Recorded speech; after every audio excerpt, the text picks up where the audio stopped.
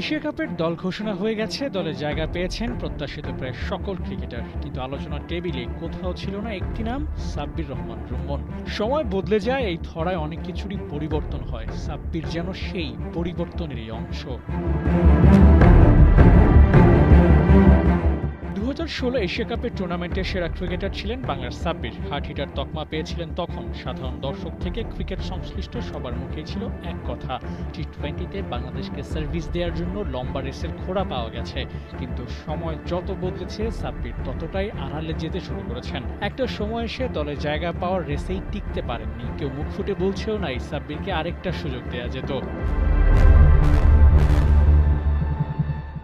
বদলেছে তো অনেক কিছুই। 2014 সালে অভিষেক করে 2016 সাল পর্যন্ত 27টি টি-20 ম্যাচ খেলেছিলেন সাব্বির। শর্টার ফরম্যাটে বাংলাদেশ টিম যে কটা ম্যাচ খেলেছিল তার প্রায় সবগুলো ম্যাচেই ছিলেন ওই 2 বছরে। কিন্তু ধীরে ধীরে কমতে শুরু করেছিল তার ম্যাচ সংখ্যা। 2016 থেকে 2019 পর্যন্ত অন অ্যান্ড অফ হয়ে 16টি ম্যাচ খেলেছিলেন। 2019-এর পর 20-21 সালে একবারের জন্য সাব্বির ইন্টারন্যাশনাল টি-20তে মাঠে নামেননি। তখনই ঠাহর করা গিয়েছিল সাব্বিরের সময়টা বোধহয় শেষ হয়ে এলো। কিন্তু 2022 সালে কামব্যাক করেছিলেন ঠিকই, কিন্তু ম্যাচ খেলতে পেরেছিলেন মোটে 4টি।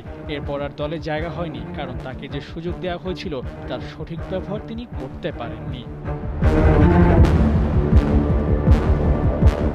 সবশেষ বিপিএলে 33 বলে 82 রানের এক ইনিংস খেলে বুঝিয়েছিলেন তিনি এখনো ফুরিয়ে যাননি। কিন্তু তাতেও নির্বাচকদের নজরে আসতে পারেননি সাব্বির, যার ফলে বিপিএলের ওই পারফরমেন্স এখন কেবল স্মৃতি হয়ে আছে। অথচ 11 বছরের ক্যারিয়ারে এখন সাব্বিররাই দলের অটো চয়েস হতে পারতেন। দলের সুযোগ না পাওয়ার গল্প বলার চেয়ে দারুণ দারুণ সব ইনিংস খেলার গল্প বলার সুযোগ করে দিতে পারতেন সাব্বির নিজেই।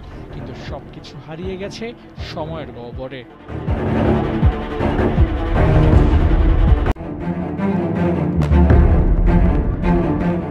এশিয়া কাপের দল ঘোষণা হয়ে গেছে, দলে জায়গা পেয়েছেন প্রত্যাশিত প্রায় সকল ক্রিকেটার, কিন্তু আলোচনার টেবিলে কোথাও ছিল না একটি নাম, সাব্বির রহমান রুম্মন।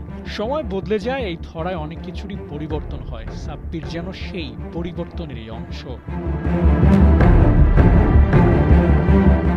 2016 এশিয়া কাপের টুর্নামেন্টের সেরা ক্রিকেটার ছিলেন বাংলার সাব্বির। হার্ড হিটার তকমা পেয়েছিলেন তখন। সাধারণ দর্শক থেকে ক্রিকেট সংশ্লিষ্ট সবার মুখেই ছিল এক কথা, টি-20তে বাংলাদেশকে সার্ভিস দেওয়ার জন্য লম্বা রেসের খোড়া পাওয়া গেছে।